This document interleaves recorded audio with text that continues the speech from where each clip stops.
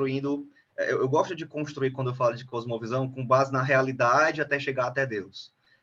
Deus deixou para nós uma estrutura. Quando a gente vai para Gênesis capítulo 1, 2 e 3, que para mim é o fundamento de toda cosmovisão, toda cosmovisão ela tem um fundamento. O fundamento do meu entendimento de cosmovisão, ele é um fundamento tripartido, vamos dizer assim.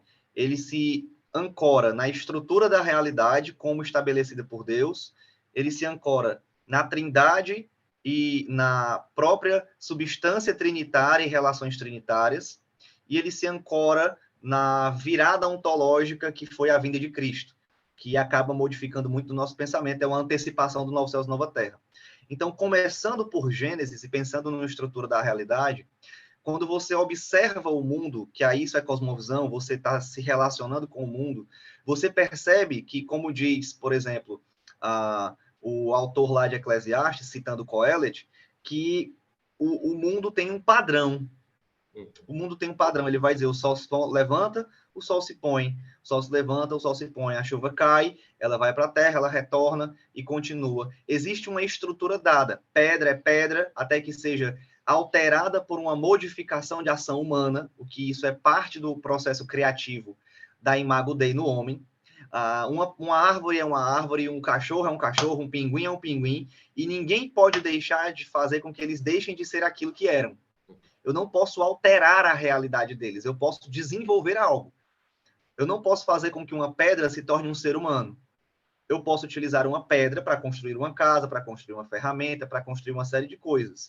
Mas mudar a sua estrutura ontológica é impossível. Então, existe uma estrutura dada.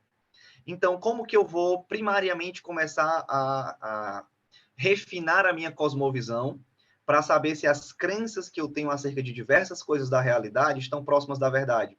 Eu preciso comparar com a realidade concreta.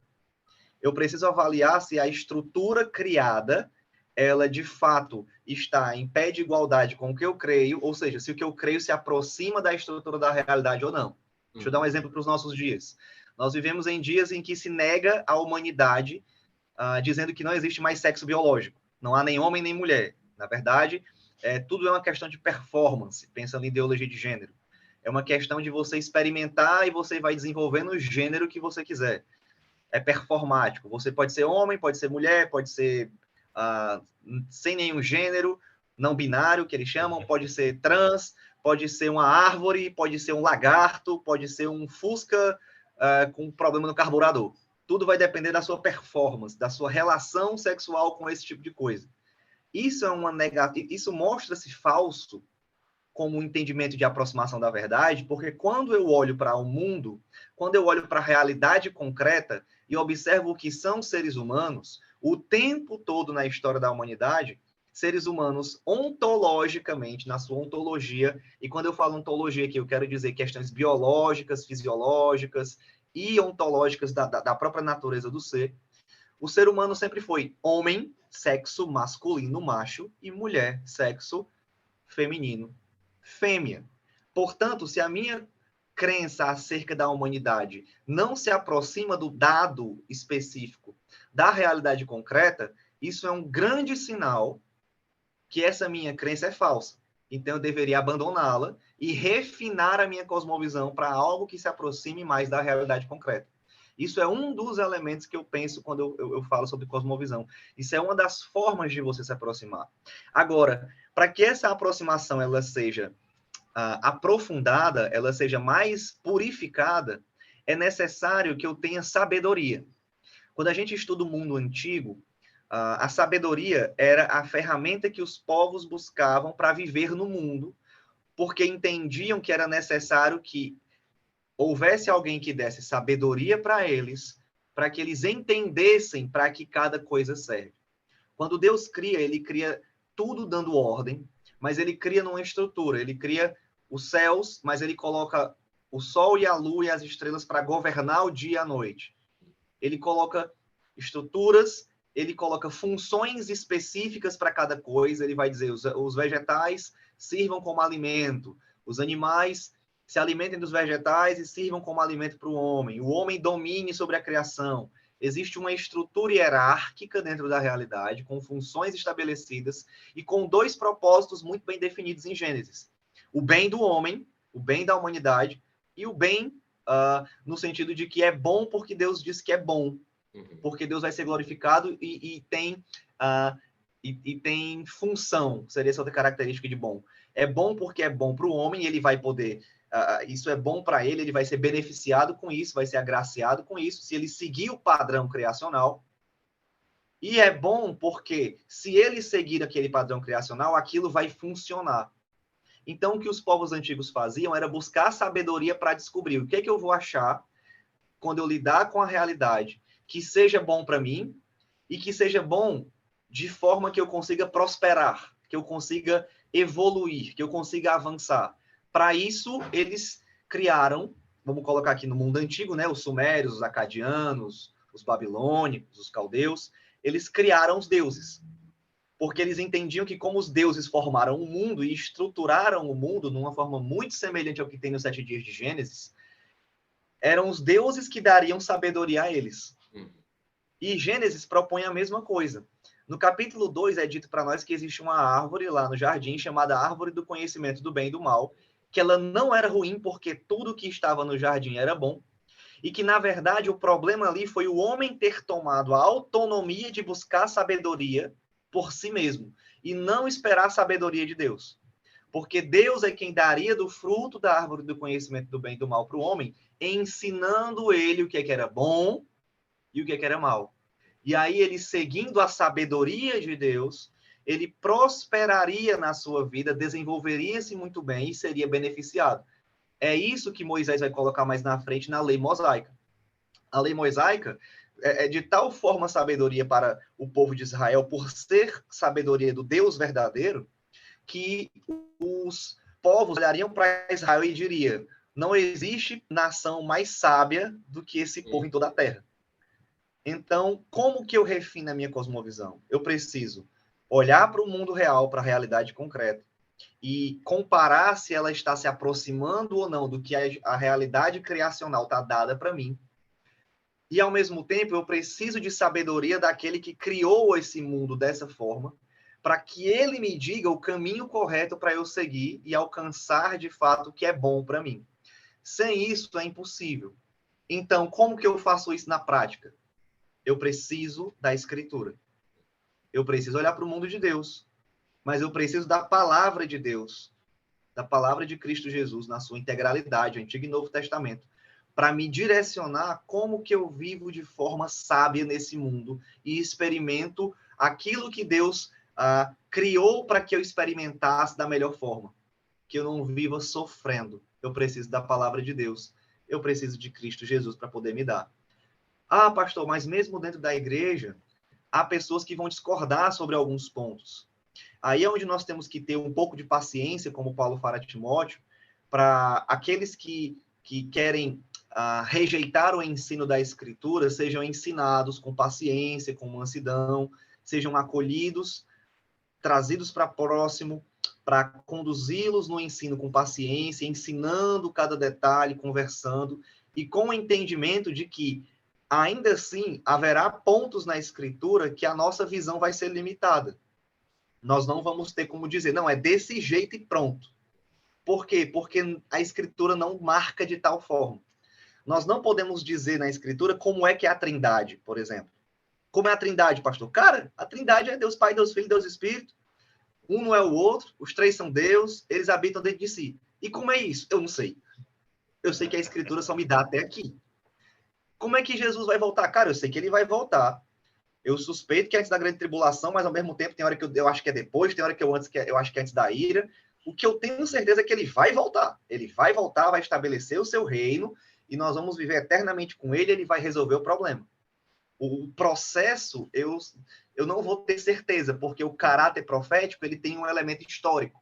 Quando você pensa, por exemplo, quando o Antigo Testamento diria, lá em Malaquias capítulo 4, que Elias viria antes do Messias. E aí, quando a gente chega, cadê Elias? A gente só sabe quando o elemento histórico acontece, que Elias, na verdade, era João Batista. Sem o elemento histórico, ninguém saberia como a profecia haveria de ser cumprida. Então, aí é onde entra o segundo elemento dentro da igreja, que é o elemento da paciência, é o elemento do reconhecimento da nossa limitação e de que nós precisamos caminhar juntos naquilo que é certo da Escritura, buscando crescer cada vez mais, entendendo que a Escritura é a fonte para que nós refinemos a nossa cosmovisão. Aí a gente vai conseguir caminhar. Como é que tu relacionas Romanos capítulo 1, a partir do versículo 18, com essas mais variadas cosmovisões que são deploráveis, que nós ouvimos aí se espalhando e cada vez mais crescendo aí pelo mundo afora? Excelente. Romanos 1, ele é uma grande demonstração do que acontece em Gênesis capítulo 3.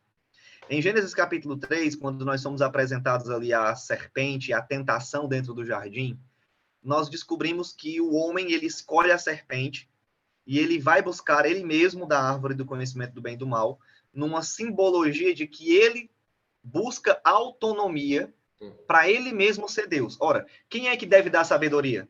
É quem criou todas as coisas. Quem foi que criou? Foi Deus. Então é Deus quem me dá a sabedoria. Só que no jardim existe uma inversão. A inversão ali não é mais Deus, homem, mulher, animais. Fica animais, mulher, homem e Deus sai da jogada. O homem agora ele se torna escravo da serpente porque ele dá ouvidos à tentação da serpente de que ele seria o próprio Deus e não imagem de Deus. Que ele é que era o criador de tudo, então ele poderia determinar o que é sabedoria e como ele viveria. E o problema disso, que eu vou chamar de subversão, é que quando o pecado entra no mundo ali em Gênesis 3, acontece uma subversão da realidade. O que é uma subversão da realidade? Quando Deus cria, ele cria a partir da não ordem. Lá em Gênesis 1, a gente é apresentado que o mundo, a terra jazia sem forma e vazia e havia água sobre a face do abismo. Uma referência às águas primérvias, de que estava tudo sem ordem, estava tudo meio caótico. E Deus vem e dá ordem para tudo aquilo, dando função para as coisas, dando propósito para as coisas, colocando dentro de uma estrutura hierárquica de coisas, em que o homem é o cabeça dessa criação como co-criador e co-regente de Deus, como imagem de Deus. Quando o pecado entra, que é o homem querendo determinar o que é sabedoria, o que nós temos é uma subversão dessa ordem. Então, tudo aquilo que Deus diz que é bom, agora o homem vai começar a dizer que é mal. E aí, lá em Romanos capítulo 1, Deus diz assim, como que uma família vai viver bem? A gente aprende por Efésios, por Colossenses, por Deuteronômio capítulo 6, que é o quê? O pai e a mãe, ancorados na palavra, devem ensinar os seus filhos devem aprender dos seus pais, honrando os seus pais, para que eles entendam como é que vive no mundo de Deus da melhor forma. Efésios vai dizer, pais, disciplinem os filhos na disciplina e admoestação do Senhor. Filhos, obedeçam vossos pais. Aí em Romanos capítulo 1, nós somos apresentados o quê? Que eles não têm mais afeição natural. Que eles são desobedientes aos pais. É uma subversão da ordem. É uma tentativa de macular aquilo que Deus diz que é bom, numa tentativa ególatra, numa tentativa egocentrada, como se nós fôssemos Deus, de dizer, não, sábio é isso aqui, que é o contrário do que Deus diz. Isso sim é sábio. E ali Paulo vai dizer em Romanos 1, que todos os povos que estão escravos do pecado, eles vão agir de forma a subverter a verdade de Deus, por causa dessa escravidão ao pecado que começou lá em Adão e perpassa por toda a humanidade sem Cristo. É interessante porque quando tu falaste sobre as estruturas serem todas bem definidas por Deus, e isso desde a criação, quando a gente chega lá em Romanos 1, a partir do 18, é como se o homem estivesse desestruturando tudo aquilo que Deus havia estruturado. Exato. E como tu falaste, o homem tirando e subvertendo todas as coisas da ordem, tirando dos lugares organizados, desorganizando tudo, deixando tudo novamente um caos. E inclusive a questão biológica, quando nós temos lá homens com homens e mulheres lidando com mulheres, e todos cheios de amargura, de inveja, de maledicência, todas essas coisas sendo, como eu disse, desestruturadas pelo homem. Perfeito. E o que eu penso sobre isso é que, de uma maneira mais profunda, É o próprio homem que faz isso. Né? Ele tem a estrutura nos olhos dele, ele vê que está tudo bonitinho, tudo organizado, mas ele, por disposição do seu próprio coração, diz: não, eu não quero essa organização, eu quero a desorganização, eu quero fazer do meu jeito, eu tiro esse bloco daqui, coloco ali, porque eu acho melhor. E a pergunta que a gente faz é: qual é a importância do ensino bíblico, da cosmovisão bíblica? E eu acho que você já falou um pouco disso, mas de maneira mais prática, para aqueles que estão nos ouvindo entenderem um pouco melhor. Como é que o Evangelho ele pode trazer esperança para essa desorganização? Pronto. A resposta é muito simples, é porque o Evangelho ele vai salvar o homem dessa condição de escravidão ao pecado. Então, um elemento que também é importante considerar na cosmovisão da pessoa é que ela tem duas inclinações. Ela sempre terá duas. Ou ela é escrava do pecado e ela jamais conseguirá chegar à verdade. Ela será presa a palpar, a tatear elementos da verdade. E aqui e acolá ela consegue pegar, por causa que ele ainda é a imagem de Deus. E aqui e acolá consegue pegar. Por isso que Paulo fala em Atos 17 que tateando vocês vão conseguindo perceber algumas coisas. Mas nunca vai chegar ao entendimento. O Evangelho liberta o homem dessa escravidão, coloca ele livre em Cristo para agora colocá-lo à semelhança de Adão naquele jardim perfeito em que Deus vai fornecer sabedoria para o homem.